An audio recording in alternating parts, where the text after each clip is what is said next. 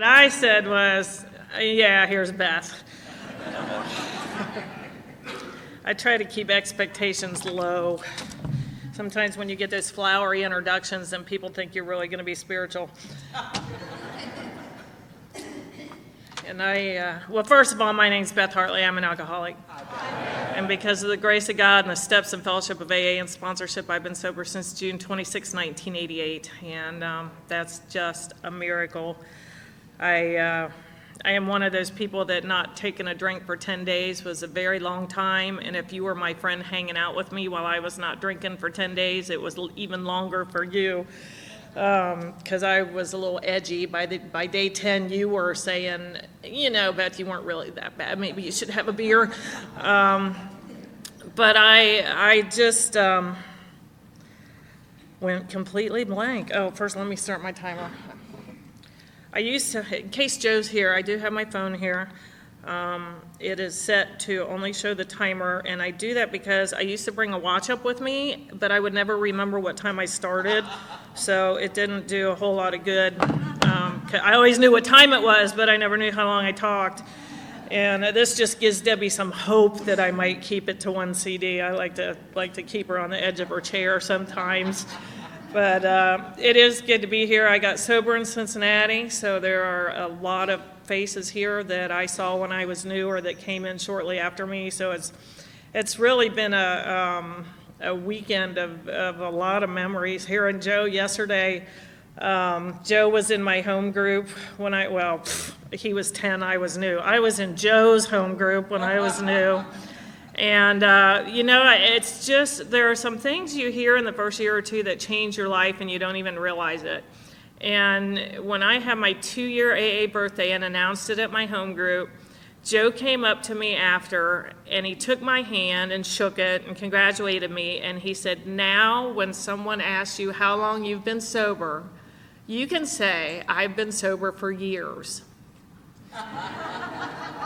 And I have said that to every single person as they say too from that day to this. And the smile you get from that is incredible because they're just, it takes a minute and they're like, oh yeah, and so, thank you, Joe, for that because that's one of those things that just stayed with me. And I was telling Vicki before, I'm unrecognizable from the one who walked in the door, as often happens. I would not have talked to me when I was new.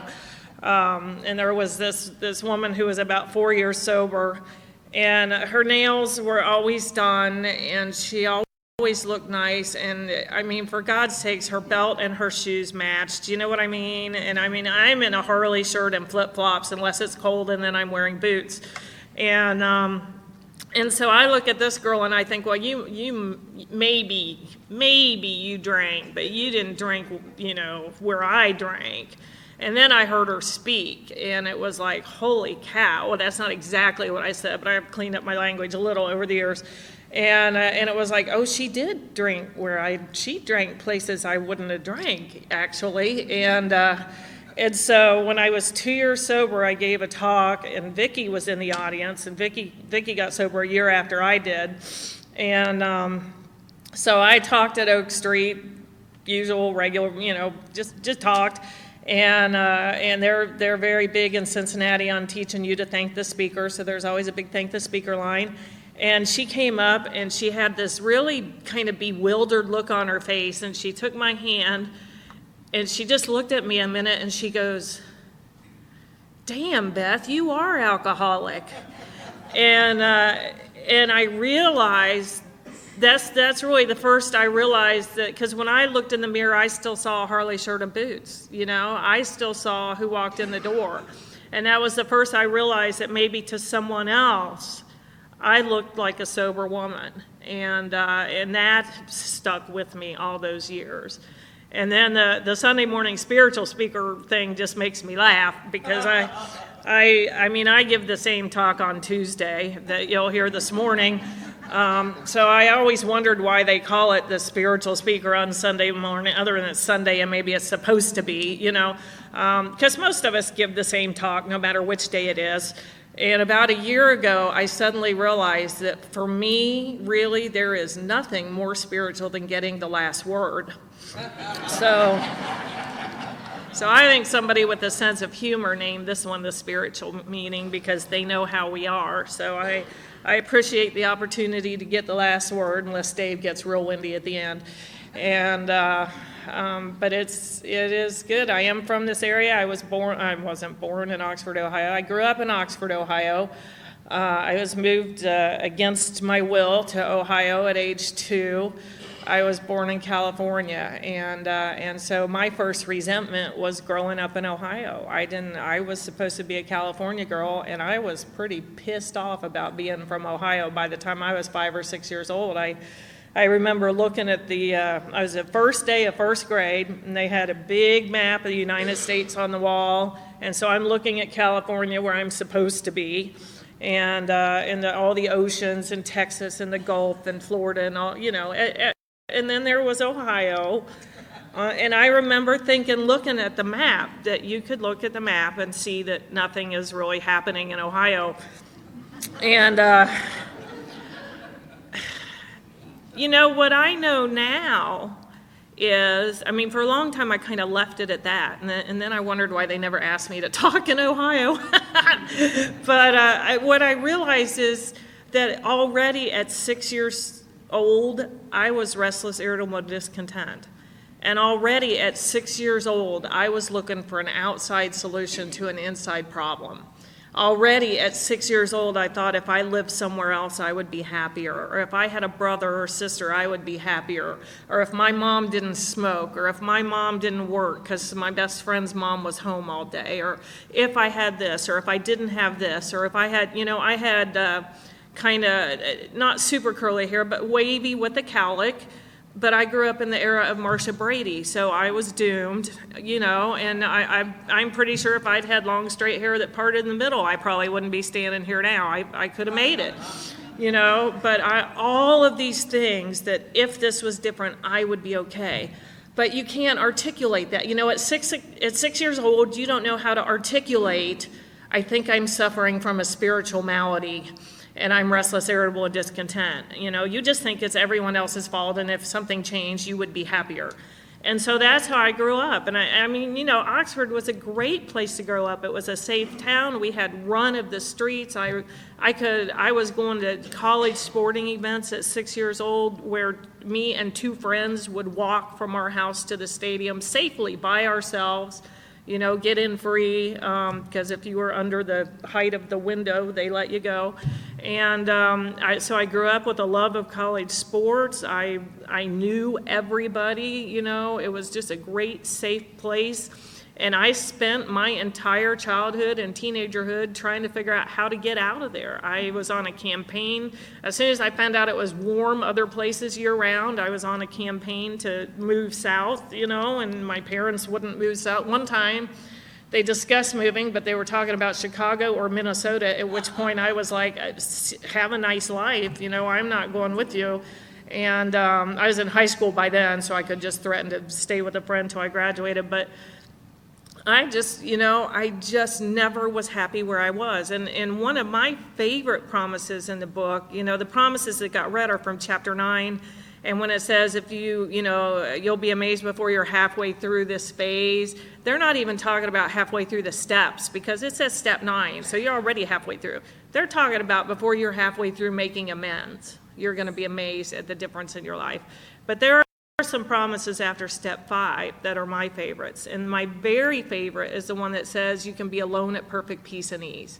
Because I absolutely could not be alone in a room at perfect peace and ease until I got sober. Even as a child, at 4 and 5 and 6 years old, if I was alone in a room, there was an entire chorus of voices in my head, which many of us call the committee, and they would tell me things like, nobody likes you, and their moms just make them play with you. They don't really want to play with you. And if I walked in somewhere and 2 people leaned their heads together and laughed, I knew they were talking about when I fell down playing kickball 3 years ago. And so being alone at perfect peace and ease is not something I ever did until I was sober. I had to be where there was noise and chaos, and we always lived next door to a big family, so I would just go kind of hang out, become the fifth. We lived next door to a family of 4, and I became their 5th child. And since my mom worked, I was there a lot during the day, before school age, I stayed over there during the day. So I became their 5th child, where there was always noise and something to do and something going on, because if I was home alone, I was in bad company. And my other favorite promise is we can look the world in the eye, because I came in looking at the floor like everybody else, because if I looked you in the eye, you would know. You would just know. Sometimes people look you in the eye. Like one of the things that happened, I was not one of those people that came through the doors of Alcoholics Anonymous and said, oh, thank God I'm home. I want to stay here forever. I want what you have. I tried everything to stay out of AA. And, because I went to my first AA meeting in 1966. I was 7. And my dad got sober. I wasn't drinking quite yet, although if I'd known it was going to be important to the young people, I would have started earlier. But, my dad got sober in 1966 when I was 7 years old, and so I spent every Friday night at the Hamilton, Ohio open speaker meeting. I was the kid in the corner with the coloring book. I knew AA was full of old men. I'd seen them, my God, my dad was 33, and it was really anonymous back then because you could smoke inside. So once you got up to table height, everybody disappeared. But I knew AA was full of old guys that drank coffee and ate donuts because I had seen it. I had witnessed it myself. I knew what was there waiting for me if I went. And I also knew that going to Alcoholics Anonymous had something to do with not drinking, which didn't interest me a whole lot. And my dad told me the tragedies of his drinking and the crushed hopes and the lost dreams and the lost opportunities. And he might have told me some fun he had drinking, but if he did, I don't remember hearing any of that. I just heard all the, the horrors of the end. And so when I did drink, I don't know about you, but I had a pretty good time the first time I drank, and the second time, and many times after that, I had a great time drinking. And so I just felt bad for my dad that he couldn't handle his liquor. I just thought, drink more like me, Dad. You could have hung in there longer,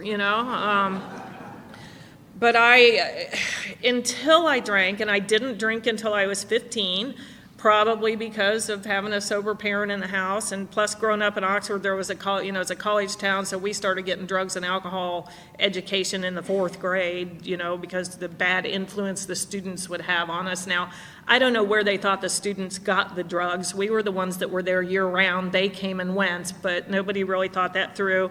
And I am, while I'm on that topic, I am a child of the 70s, and, drug of choice was a big favorite, kind of that phrase kind of came in with the treatment centers. And I need to let you know that my drug of choice was yours. Whatever you had, I was happy to do it. I don't ever remember saying, what will this do to me, before I took it. I also know that as my life progressed, drugs began to interfere with my drinking. And anything that interfered with my drinking had to go. So 3 or 4 years before I was done drinking, I had pretty much laid down drugs one by one because they got in the way of my drinking. If I had had even 2 beers and smoked pot, I couldn't move for 2 hours, and you can't drink if you can't move, so I was done smoking pot.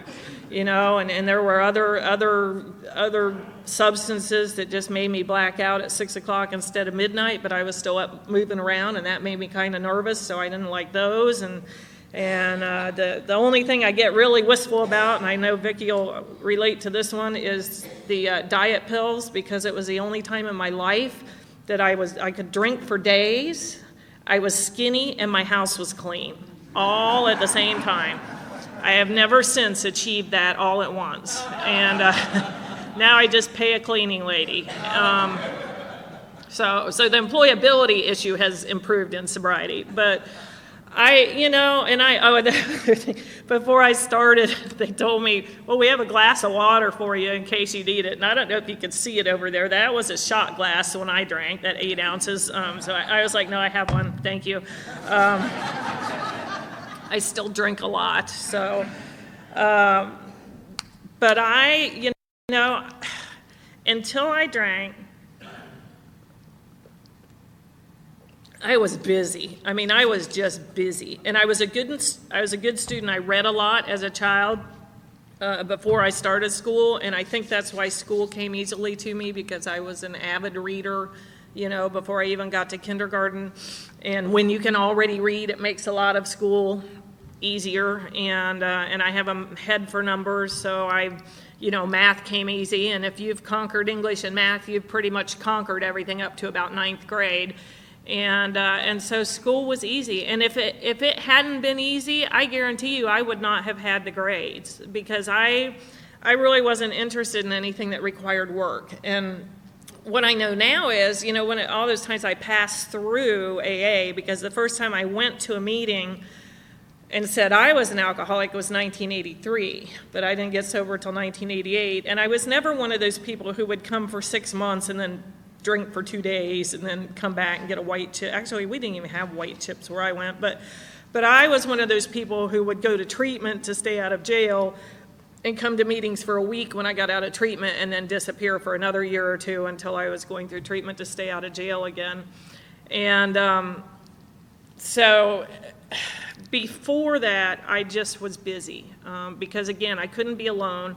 So I was on honor society and yearbook staff and pep club and band and cheerleading and, you name it, I was doing it at school. I was just busy, busy, busy. I heard somebody say once that she said I was dancing as fast as I could. And I understand what that means, because the second it's kind of like a boat riding high on the wake, and then when you shut the engine off and it just settles down and there's quiet, that's what would happen. As soon as I was not busy and it was quiet, everybody in my head took off. And I don't know about you, but there's days when there are still days when I will wake up and it's like fear and desperation are sitting on the end of the bed saying, thank God you're up, we have to talk, And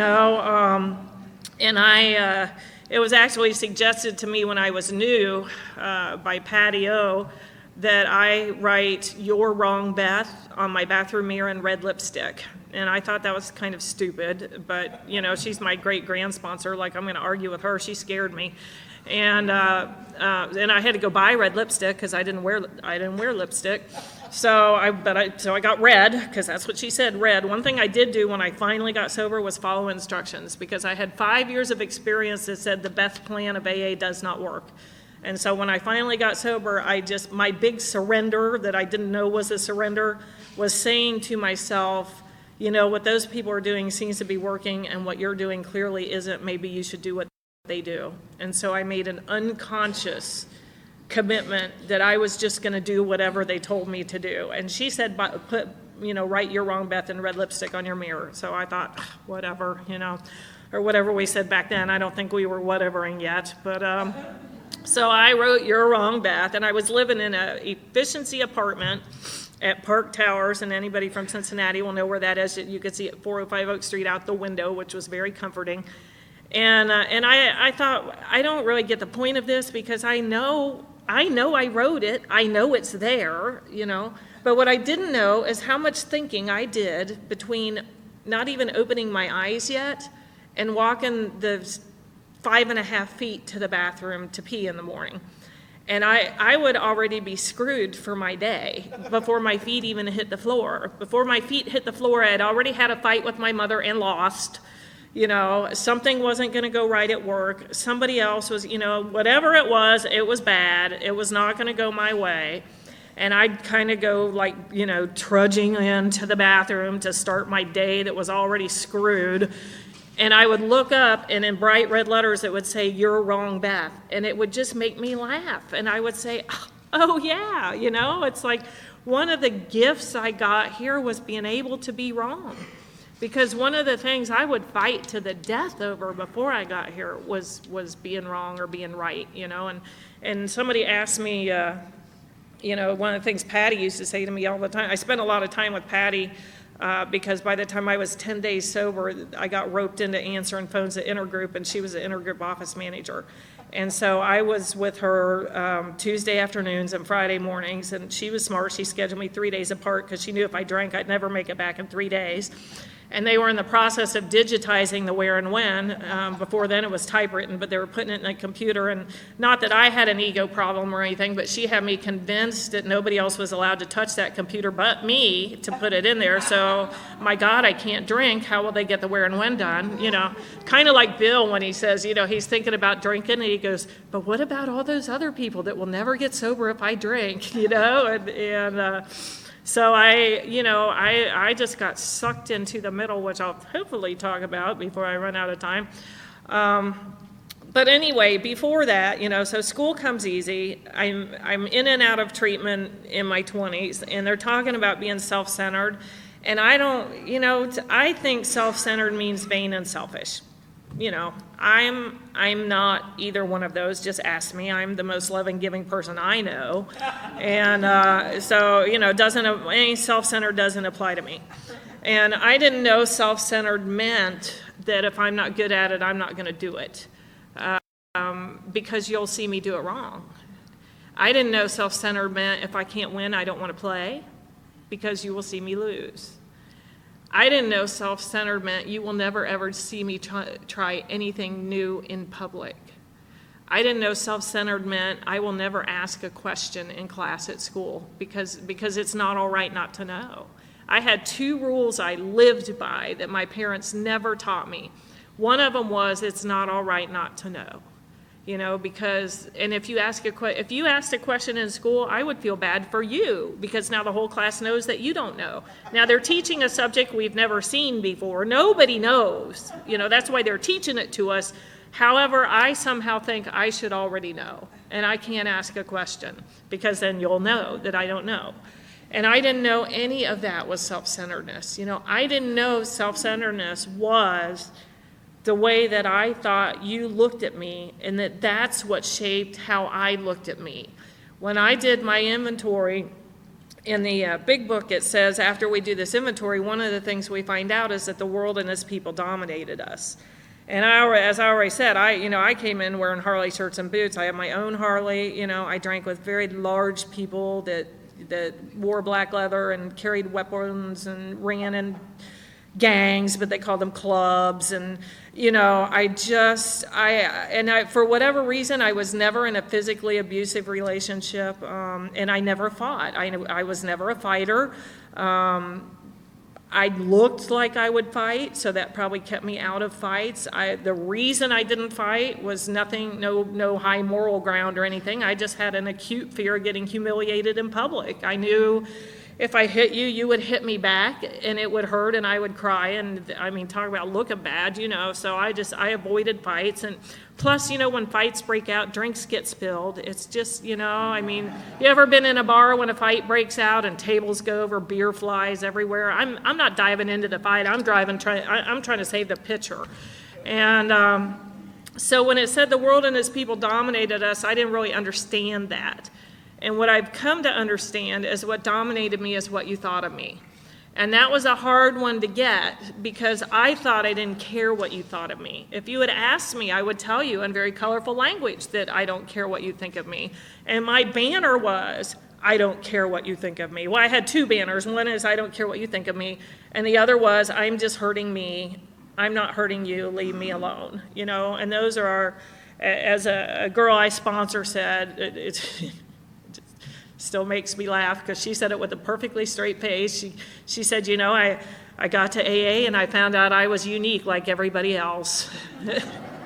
And that was my deal. I just thought, I didn't know what dominated me was what you thought of me. And I didn't know that I didn't feel like I took up my space in the world and that all that busy stuff I did was so that I thought I had to do huge, big things and be president of the world just to occupy my space. Because I felt like if I said my name's Beth, you would say, so what? Or Beth who? Or, what do you do? And conversation, forget that. Conversation was never my thing. And so if I met you and I said, hi, my name's Beth, and she said, hi, my name's Vicki, and she'd be standing there with her arms crossed looking at her kind of like she is now, and my whole committee would launch, you really ought to be saying something. She's looking at you, it's your turn to talk. And then they would start discussing what we should be saying, and it's like football season. What if she doesn't like the Bengals? How can you like the Bengals? They're 0-12, blah, blah, blah, blah, blah, blah, blah. So it's like they're arguing, I'm paralyzed, and we just have to go. So conversation was out. When I went to college, I flunked out in the first semester because I couldn't go to class. I just couldn't, because I would vow. I remember vowing I am going to sit by somebody today, but then you have to talk to them if you sit by them, and I don't know what to say after my name's Beth, so I couldn't go to class. But I'm a test taker, so I had a couple of classes. I went the first day, got the syllabus. I went for the midterm review. I took the midterm, went the day after, got the final review, took the final, got an A, flunked the lab because I never went because you would have to talk to people, and so I had a C, 5 hours of C in biology. And some of my transcript from there is a mystery because I don't really even remember taking the classes, but apparently I took a drama class and passed that. Imagine that. But I went to Indiana, which was another, at 17 years sober, I went, all right, I spent my entire childhood trying to get to the South, and when it's time to go to school, I go 120 miles due west. What is up with that? It's like, why would I go to school in the Midwest when I've been trying to go south for 15 years? But it was the path of least resistance. My mom had gone to Indiana and graduated, and she knew where everything was, so I wouldn't have to learn it on my own because I trimmed to the lazy side. My husband, who's got a master's degree in social work, so he knows his diagnoses. He also got sober in Cincinnati, by the way, out in Mount Washington, and 6 months after me. So right now I'm 26 and he's not. Anyway, I know he's going to listen. That's why I said that. Wow, there was a point to all that. Oh, so he's an MSW, right? So, all of which he accomplished in sobriety, because when he got here, he couldn't read. So I hope you get, well, actually, he talked here a couple years ago, so you probably have heard him, Chuck H.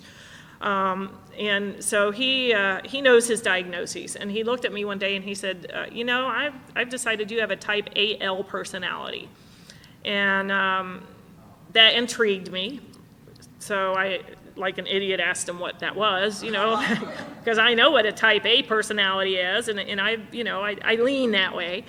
But he said, well, I have no doubt that you're a type A personality, but you're lazy enough that you're not annoying. And that really kind of fits, because I am, I'll tell you my Sarah story, which probably 90% of you have heard, but my daughter, when I got sober, was 4 years old. My son was 6, and my daughter was 4. And Sarah was the one that really we thought would be an AA. Eventually, she could lie. I was a good liar as a child, and I was stealing long before I ever drank. But Sarah just took it to an art form that even I could not match. And so Chuck and I used to tell people, you might be saving for college, but we're saving for treatment. And she, at 11, decided that she wanted to be on a swim team because a lot of her friends were swimming. And so we thought, well, that'd be a good activity, And so we took her to try out for the team. And the coach said, well, I think you'll be all right, but you don't have much experience in the water, so I would like you to practice down in age group. Now, in age group swimming, they group them 2 years at a time. So that meant like 8 and under, and then 9, 10, 11, 12, on and on. She's 11. So practicing down in age group means that he wants her to practice with 9-year-olds. She's 11, and he wants her to practice with 9-year-olds, and she's 11. And this is okay with her. I was 7 years sober, and I was barely hanging on being the mother of the kid who's 11 swimming with the 9-year-olds, because how am I going to look, for God's sakes? But She's fine. She practiced with the 9-year-olds. She'd only been on the team for 2 weeks when the first meet rolled around, and these were USS teams.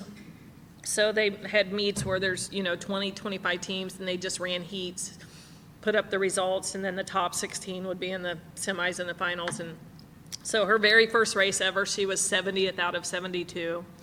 And it's posted on the wall where anybody walking by, because they don't give you a secret number, so just how you did. They put your name on there. So there it is, Sarah, 70th out of 72. And she went back the next day. I would have been trying to get my parents to relocate. I would have had to leave town, And after that race, we said, well, Sarah, you didn't win. But now you have a baseline time. And your next race, even if you don't win again, if you beat your time, that's a successful race, because you have bettered your own time. And you're not only swimming against others, you're swimming against yourself. And the whole time I told her that, I'm thinking, yeah, right, whatever, and my parents told me the same thing when I swam. I knew they just had to tell me that to build my little self-esteem. That's in the parent handbook about building your children's self-esteem, encourage them. But I didn't buy into it when my parents told me. I knew that was crap. I knew it was about get the ribbon, But we tell her this, just if you beat your time, it's a successful race. And the next race, she didn't win again. And she beat her time, and she was happy. Now, the rest of that story is that 2 years later, she was a state AA swimmer. She swam all over the Midwest, year-round, long course, short course. She swam in the IUPUI pool where they had the Olympic trials. She met Tom Dolan. I have a picture of her with Tom Dolan. I teased her that I was afraid to see it because that's back when it was still film. And I said, I'm kind of afraid when it develops that we're going to have a picture of you and a picture of him to about here, because he's, like 6'6", and she was in 4th grade. But anyway, the moral of all of that is that 11 years old when she started, she had never had a drink. And I had never had a drink when I was 11. But we reacted completely differently to that situation. The day they told me to practice with the 9-year-olds would have been the end of my swimming career. I would not even have gotten in the pool, because how would that look if I'm swimming with 9-year-olds and I'm 11? I literally, physically could not have gotten in the water. And what I know now is it's not even that we react differently to life. She just doesn't react to life. She just kind of does life, she does she responds. I think that's kind of my new thing this year is I really this year have been seeing the difference between reacting and responding. And Sarah responds to life, and I react to life. I will go this way until I bounce off of something, and then I'll go this way until I hit something, and then my direction is determined by what obstacle I run into, and then if it's hard, I just go some other way. And so we started watching her with interest after this swimming stuff, because, here we were so convinced she was going to be an AA, and now she does this kind of, we're looking at her each other going, is this normal? I don't know, we would recognize normal if we saw it, but we started watching her with interest, and she kind of went on that way. By 14, she got a summer job. She saved money. She went to work every day at her summer job on time, 5 days a week. 5 days a week on time, all summer long. I don't know who does that. And she saved money, and she had the same friends when she graduated high school that she had in kindergarten. I had to change schools at 6th grade because I thought if you'd been in school with the same 25 people for 6 years, you would hate them all too. They all got along fine after I left. Apparently it was me. But she okay, here's this kid who had a bright future in AA, just ready and waiting for her at age 5. She goes through 12 years of high school in 12 years at the same school.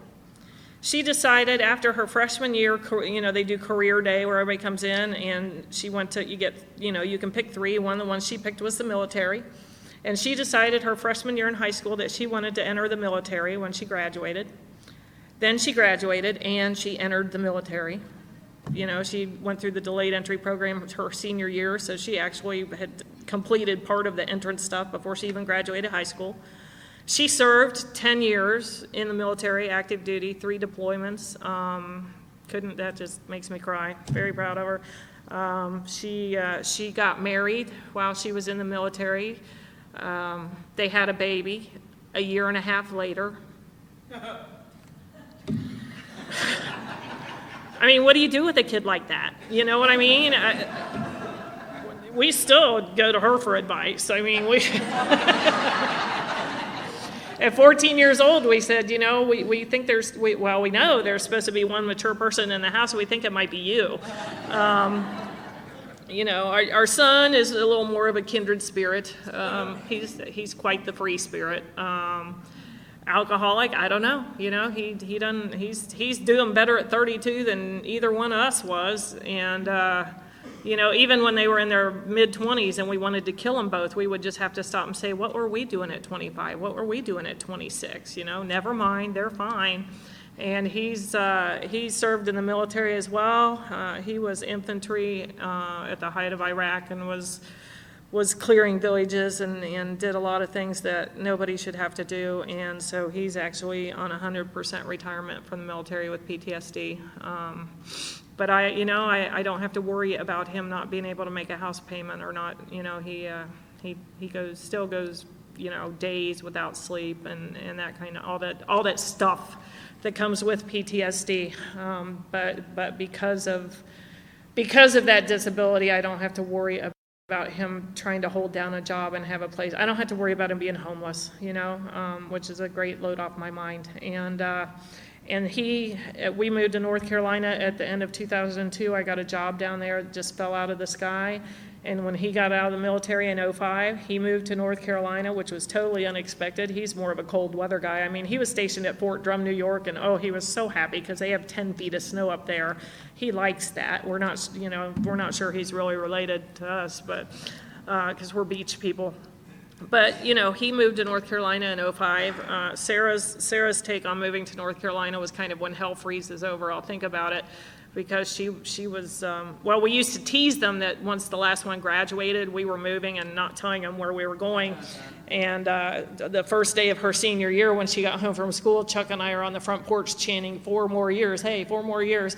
And she saw no humor in that. We thought it was pretty funny. But anyway, so in October of 2002, she goes to basic training at Fort Jackson. And in December of 2002, I get this job offer drops out of the blue. My phone rings at like 7:30 on a Tuesday night, and the next Monday I'm at a desk in North Carolina. I mean, it was that fast. And so the next week when I talked to her, I'm like, by the way, we moved to North Carolina, and she's going, yeah, right. And I'm like, no, really, we did. And but even that was, God's perfect ballet, because she was at Fort Jackson, which was now 3 hours from where I live. So I was able to go down and see her on weekends and that kind of stuff. She went from basic training to a year in Korea to being stationed at Fort Hood, and that's where she was the whole time she was in the military. And she went to Iraq twice and Afghanistan once, and somewhere in there still managed to have a baby. And so she had to deploy with a 2-year-old and then a 4-year-old. And when the third deployment rolled around, they decided that she was not going to re-enlist when this deployment was up, and it would come up while she was in Afghanistan. And by then they had decided that maybe it would be a good thing to live near grandparents, so that because they grew up, I haven't even gotten to the fact that my mother raised them for several years because they were taken out of my custody. But so my kids grew up with grandma always at the soccer games and at the swim meets and all of that.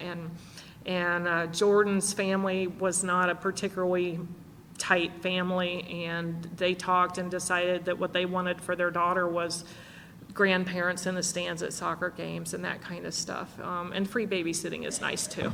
But we actually just got back. We took Jaylee to Disney World for her birthday. She was born on 4th of July on Fort Hood. So we teased Sarah that she doesn't really have to do birthday parties. She thinks all those parades and stuff are for her.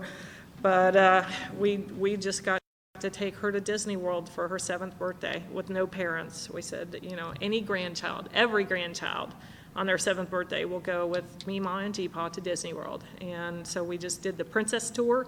That's all we did was the Magic Kingdom. We didn't try to see the whole park. And we used all our fast passes to meet, Cinderella and Tinkerbell and everybody, and we had a blast, and what a gift. And of course, we would go do that and then come back to the hotel room and just cry, because Chuck and I, we're not supposed to be doing stuff like that, you can't get from where we were to like looking out your window and seeing the castle, I drank at the Dewdrop Inn in Norwood, Ohio. I flunked out of college because I couldn't talk to people. I probably should mention that I love to drink. I've kind of, what you're getting this morning is more of like what I'm like now, so now I'll try to get to like what I was like and what happened. But I drank a lot, in case I forgot to mention that. I love to drink, love to drink, loved morning drinking. If you could drink in the morning, why wouldn't you? My God, you've got a chance for your whole day to go good instead of just your night. And plus it's really more pragmatic in high school because you have to sober up before your parents get home anyway. And I drank a lot, and then when I went through treatment, the first thing they said is hang out with the women, and I thought, what? Hang out with the women? Because I didn't drink with women. Why would I? I could keep up with the men. And drinking with women, girls, in high school, drinking with the girls is just embarrassing. They giggle and they fall down and they throw up, and everybody likes the same boy. And, and then you get out of high school and there's husbands involved, and it's a little confusing sometimes about whose is whose, and, it's just less complicated drinking with the men. Plus, every now and then I would run into a woman who I knew. Women fell into 3 categories for me: inconsequential, invisible, in other words, competition, or every now and then I would meet one who, when she looked at me, she looked me in the eye, and I knew she could see right through me. I knew she knew what a phony I was, so you got to avoid her, So I was not thrilled when they said hang out with the women when I got to AA, but but of course I neatly avoided that for another 5 years. So I drank. I got out of high school probably because I didn't drink till the end of my freshman year, because from the first time I drank, and the first time I drank, I didn't get knee walking drunk. Because that looks bad. My friends were experimenting with alcohol and they're falling down and throwing up, and that just doesn't look good. So I put on enough of a glow that I knew I wanted to do it again, and knew that my dad couldn't handle his liquor. And the next night I took my best friend out to drink with me, and our friendship didn't make it another year because we drank different from the beginning. I would have been a daily drinker from that day on if I had had daily access, but I was 15 years old in a 21 state, Ohio had that wonderful 3-2 beer, but, for the most part it was a 21 state. So I didn't have access every day, or I would have been drinking every day. And so I got my share of drinking in, don't get me wrong. I totaled a car. There probably still is an Al-Anon kind of 20 questions about if your kid might be alcoholic, and I was scoring 19 out of 20 on that one at age 16. So, but thankfully my parents hadn't seen that one yet, and my dad relapsed about the time I turned 16. He drank, and of course when you've been sober that long, you kind of drink and go back to treatment, and so he, for the next few years from whatever year that was, 75 until 82, I think he drank 2 or 3 more times, and he went to treatment over here in Batesville most of the time, and a couple times he went up to Golden Valley. And what I found out later, in sobriety, because in 1982 I saw him, and he just physically looked different. He looked physically different, and I realized that he didn't have that tick in his forehead that comes when your teeth are clenched all the time. And the difference was that he had finally done an honest 4th and 5th step, that apparently all of those years in AA, he had never done a complete, thorough, honest 4th and 5th step. And I say that not to take his inventory, but to save someone else the trouble. If somebody out there has done their inventory with their sponsor but left a few things off, I beg you, just go tell them. I had a girl come to me that I started to sponsor, and it's kind of like Joe says, if I ever drink again, I'm trying that, I have found 3 categories of things in inventory. I've either done it, I know someone who's done it, or I wish I'd thought of it. That's what it comes down to. So they're just, and as they told me, if it has a name, somebody's already done it. And for whatever reason, my dad had some things he never felt like he could tell somebody, and he drank, he drank, and then he gets sober a couple years and he drank, and he always had that tick in his forehead, but he finally did a thorough, honest fourth and fifth step, and he was a different man from 1982 till he died. He died in 1985 of an abdominal aneurysm, so he just, he went like that with no pain, which was a blessing because he had been diagnosed with Lou Gehrig's disease about 5 years before, so he didn't have to do that slow goodbye. He went out quick, fell asleep watching TV and didn't wake up. And I was in treatment when I got that news. That was my first trip to treatment because my children had been removed from my custody. I had moved back to Ohio. I spent a few years in Florida. I finally did get to Florida where it was warm, and my alcoholism took off there, boy. And after 8 months, I was going to maybe have to move back to Ohio because I couldn't support myself, but I got lucky, and some guy moved to town from California, and he appeared, and I say appeared, to have a house, a car, and a job, which was very attractive to me at the time. It's everything I lacked. And Annie was 6'2" with a Harley, so there you go. And so we started our little dance of death. And, the one rule I lived by was, it's not okay not to know. My other rule was never, ever, ever, ever, ever admit when you have made a mistake. And so that one night stand dragged into a 5-year marriage, living out that rule. And I used to say there never should have been a second date, but there wasn't. I mean, he had a keg party. I went, and I just never left. I needed somewhere to stay. And so anyway, that kind of dragged on into a 5-year marriage, and we had the 2 kids in that marriage. And they're my evidence that God can turn any chaos to good. That self-will can create quite a mess, but God can make it useful. Sometimes people say, "Why would God do this?" And I think sometimes we forget. And anytime I say I think, you're getting my opinion, not what the book says, but I think that we tend to forget that self-will is self-will, and He's given that to us. So we are completely free to screw up our lives as bad as we want. But He can turn it to use, that our worst nightmares become useful to other people. And another thing that happened in pretty early sobriety was there was a couple that was engaged when I was new, and they were kind of Mr. and Mrs. AA, and they were supposed to get married Valentine's Day. I got sober in June, and 2 weeks before the wedding, he broke it off unexpectedly and then drank, and wow, it took him like a year to get back, and he looked bad. But she spoke at one of the meetings I went to sometime in the next 6 months after that. And, she was still in a lot of pain from it. But what she said struck me because she said, I know that someday a girl is going to come to me and this is going to have happened to her. And I'm going to be able to look at her and say that happened to me and I didn't have to drink, and then it will be okay.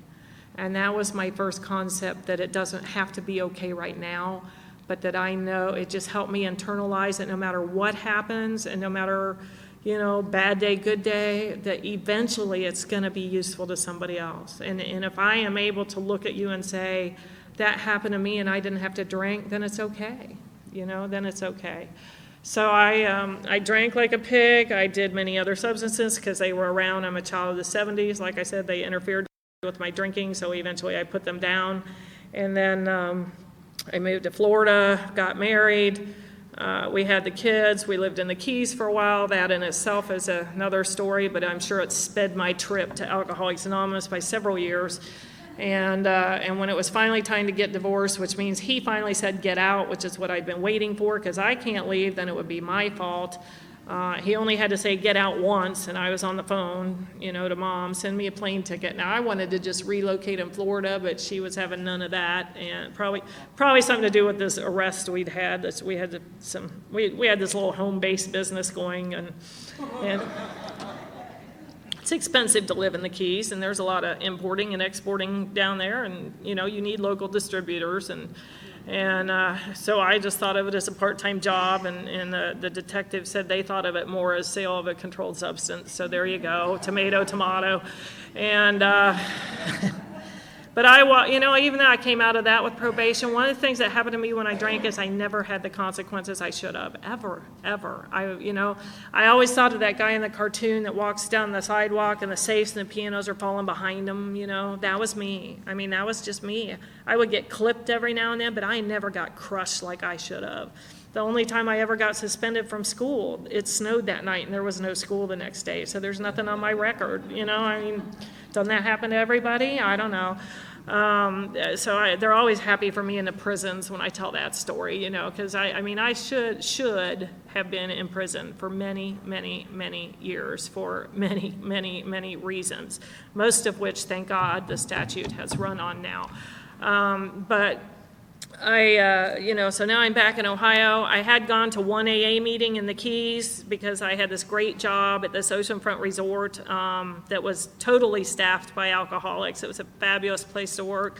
All the security guards were bikers. There were 7 bars, 3 restaurants. I'm the night auditor. I have the keys to every bar on the property, and they pay me too. Oh my God, best job ever.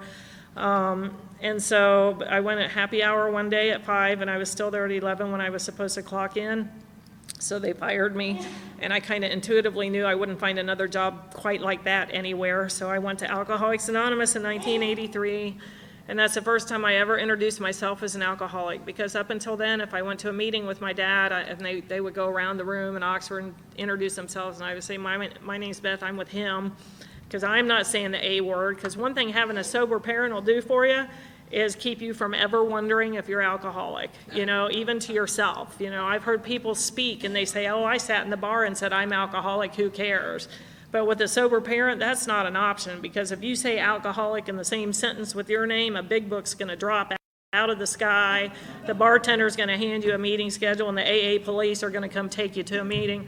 So I never wondered if I was alcoholic, but I finally knew, enough to go to an AA meeting. So I went to the Tuesday night Key Largo group of Alcoholics Anonymous in 1983, and it was a discussion meeting, and it was one of those ones where they just had a circle of chairs, nowhere to hide, no table, nothing. And they were all very nice. They were old. My God, these people were probably 50. And, the meeting's over, and they invited me to Perkins because they were being nice, and I'm thinking, Perkins, okay, Let's see. I'm 24. I have a Harley parked outside. It's Tuesday night. It's 9:30, and I've just been invited to Perkins. Should I kill myself now, or should I have pancakes first?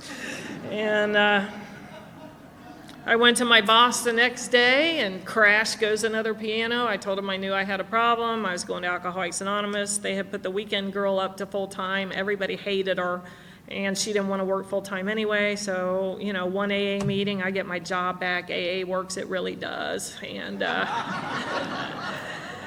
so I went to the Friday night Key Largo group of Alcoholics Anonymous and told them I got my job back, and that was the end of me in AA for a while. And so now this, the husband says, get out. I get a plane ticket from Mom, but it's to Cincinnati, not my plan, but what are you going to do? So in 1984, I found myself back in Cincinnati because she had moved to Cincinnati while I was in Florida. She got divorced. And I got to tell you, then, 1984, Young People's in Cincinnati was on fire. Icky Pa had been in Cincinnati in 1983, and they were lit up there in 1984. Monday Night Young People's had 200 people.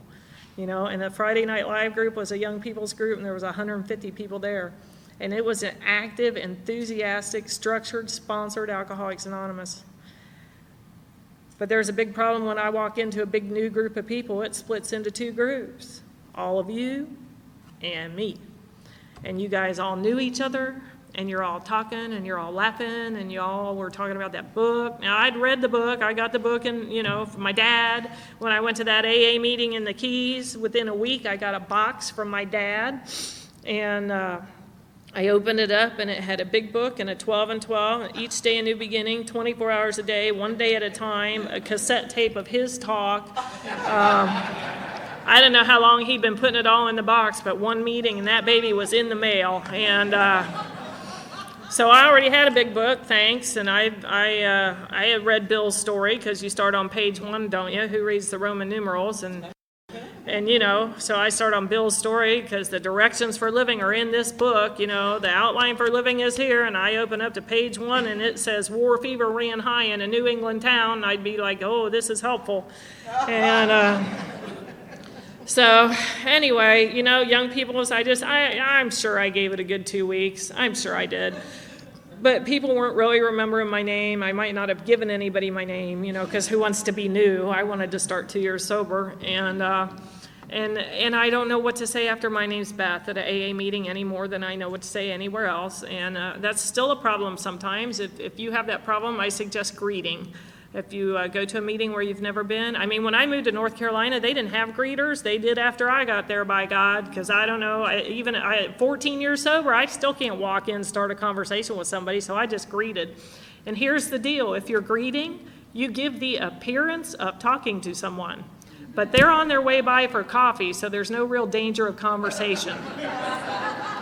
You shake a lot of hands, you look like you're being of service, you don't really have to talk to anybody, and it keeps you there till the meeting starts, because my flee impulse sets in when I don't know what to do. But standing at the door greeting, it keeps me there till the meeting starts, and then I can breathe. And the thing is, that the thing with my first drink was that I didn't know I was holding my breath until I exhaled. And the thing with the first Alcoholics Anonymous meeting, where I really sat down and listened, is that I had no idea I had been holding my breath until I exhaled. I could breathe again when I got here. And my life was wreckage. By the time I walked into 405 Oak Street, my children had been in my mother's custody for 3 years. My first trip through treatment was to avoid the child endangerment charge. Because they were in bed, I had nothing to drink, and there was a bar 3 doors down, so I walked down to get a drink because they were asleep.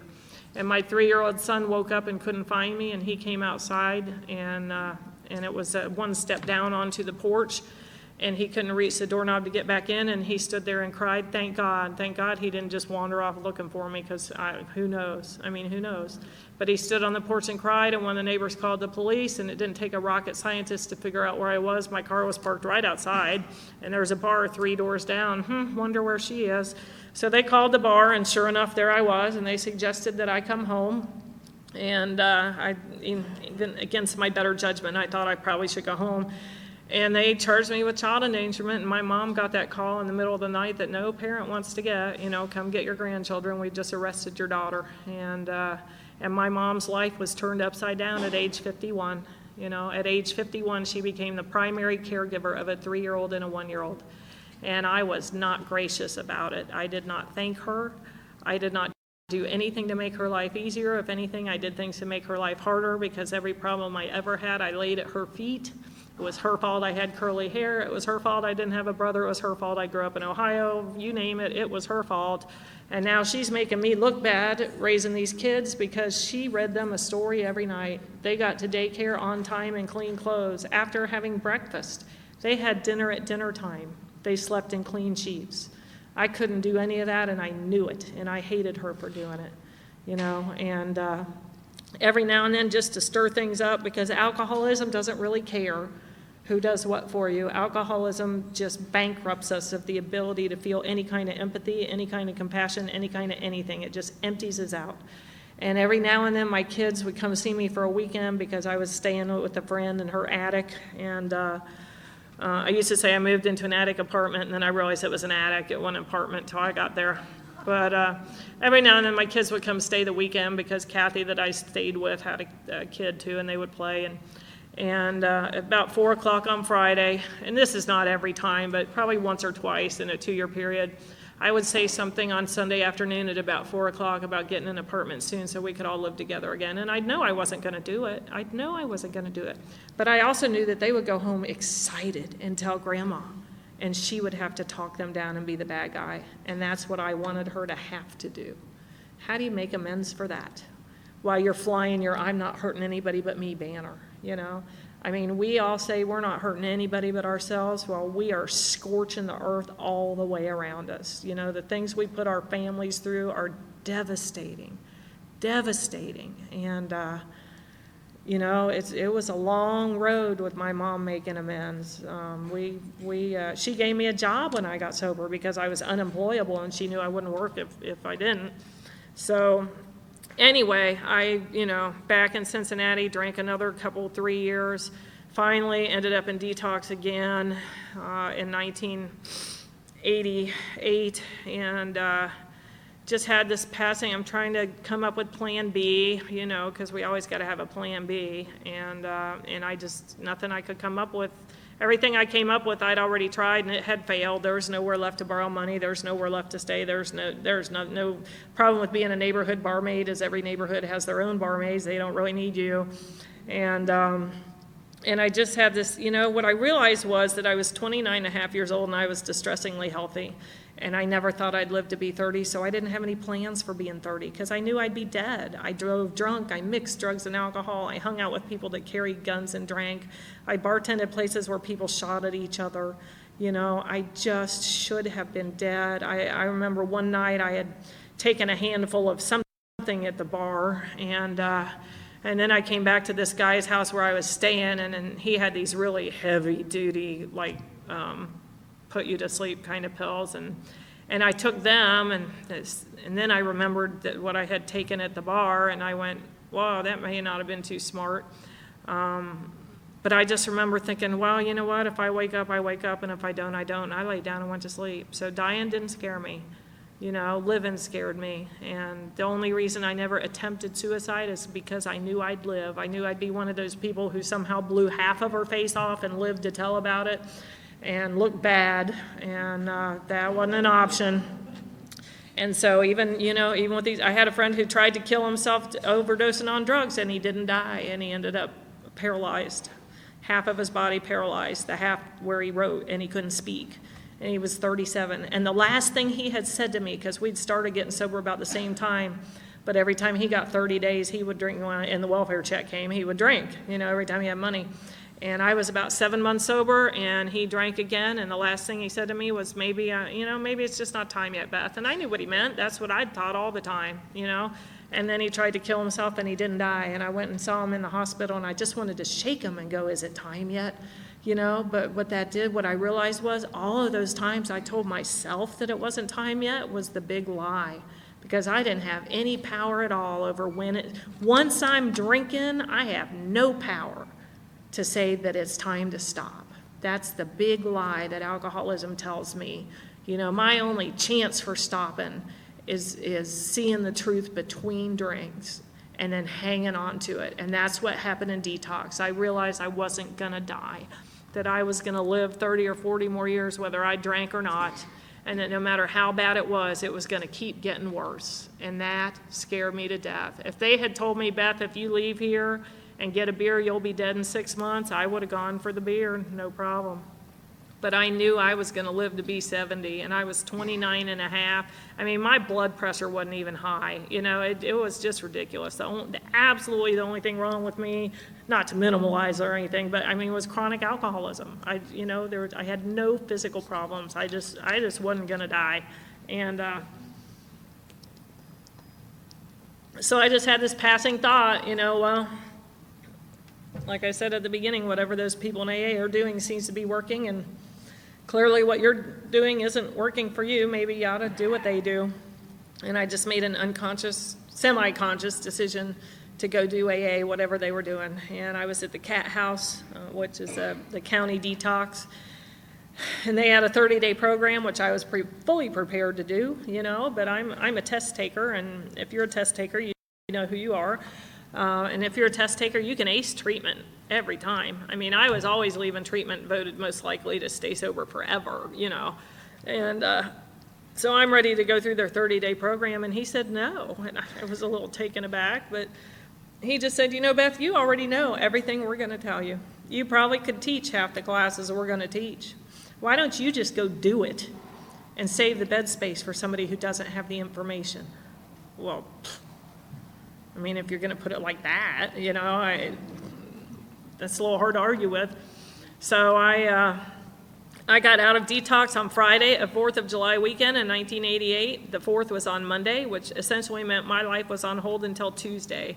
I had made arrangements to go into the Anna Louise Inn downtown, which was a hotel for women. That should have been a sign of surrender right there. I couldn't get in there till Tuesday. My car was impounded. I couldn't get my car out till Tuesday. I couldn't do anything until Tuesday. And I'm getting out of detox on Friday. And I knew if I went to Norwood where I lived, I would drink. I knew that. And I managed to put together enough money to get a room at the Drake Motel. And motel is a loose term for this place. But they had a pool and no bar. And it was right on the bus stopped right outside the motel. And it was on Reading Road, those of you who know Cincinnati. So I just had to walk out, get on the bus, ride it down Reading Road. It stopped at Oak Street. I just had to walk a block, and I was at the AA clubhouse. And I got to tell you, if I'd had to do a bus transfer, somebody else would probably be standing here, because I just was like, the first time I had to do a bus transfer, I had to get up to Norwood to go do something. This is a long story about a Sound of Music VHS, which I'll tell you sometime if you want to hear, but I still kind of cringe when I hear the Sound of Music. Anyway, but I had to get a bus transfer, and I'm telling myself, 12-year-olds do this every day. Beth, you can do this, you can do this. You're 29, you can do this.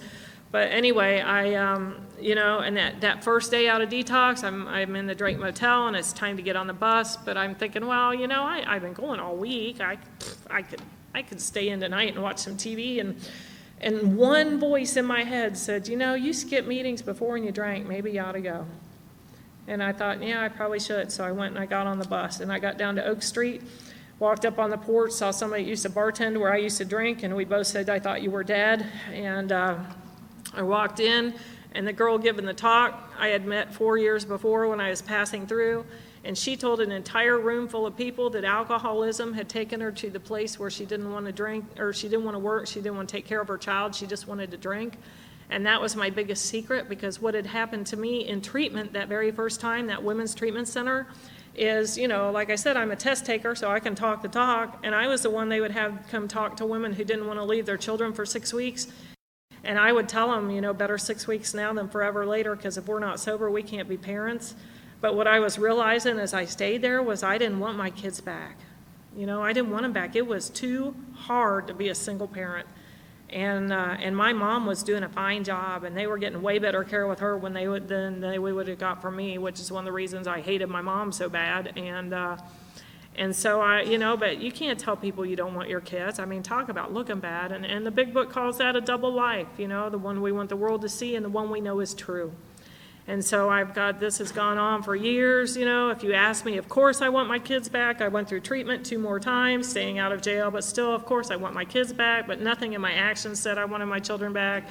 And then I get to Oak Street, and here's this girl telling the whole room full of people that she didn't want to take care of her daughter, and I couldn't believe it. So I got her phone number, and the next day I tried to call her, and the phone, if you're young, back then the phones really were big and heavy. And, it took me half an hour because the committee's in full session. She don't really want you to call. She's just being nice. She's going to say, Beth, who? And finally I just called her and said, I got your number last night. I know I'm supposed to use the phone. I know I'm supposed to practice talking to people. I'm calling.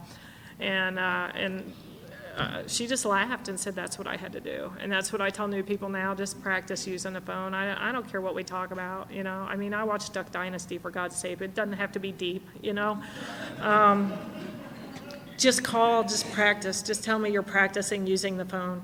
And I started to do everything that they suggested to do. And I went to a noon Big Book meeting that met 5 days a week, and they read an entire chapter every day. They did the preface and forewords, then they did the doctor's opinion, then chapters 1 through 11, and start over. So every 3 weeks I heard the first 164 pages of that book. And I know there are studies out there that read 2 lines and talk for an hour, and those are useful too, but for me as a new person, it was much more important, in my opinion, that I hear the book, not that I hear someone pontificate on 3 sentences of the book. And I heard the book over and over and over and over and over. And there was a 12:30 Sunday Big Book meeting, which was the same format. It just didn't follow in the same order. But again, I heard a whole chapter. And there was a Saturday noon discussion meeting. But it was the people who went to the Big Book meetings the other 6 days a week. So the topic was always solution oriented. I did not hear a problem brought up as a topic until I was 3 years sober, when I met Chuck in AA and married him, and we moved out to be closer to the kids, because when I was a year sober, Mom and I talked and determined that there was no useful purpose for me to take the kids back in the name of family unity, because they were in a blue ribbon school district They'd been there 4 years. They had a stable life. They had friends. They had a good life out there, and I was in a 10th floor efficiency in the Cincinnati Public School District. It made no sense to drag them down to where I was. And we determined that my mom would keep them and I would catch up to them. And Chuck and I got a house in Deer Park, which is this one suburb over from Madera in Cincinnati and a little more affordable.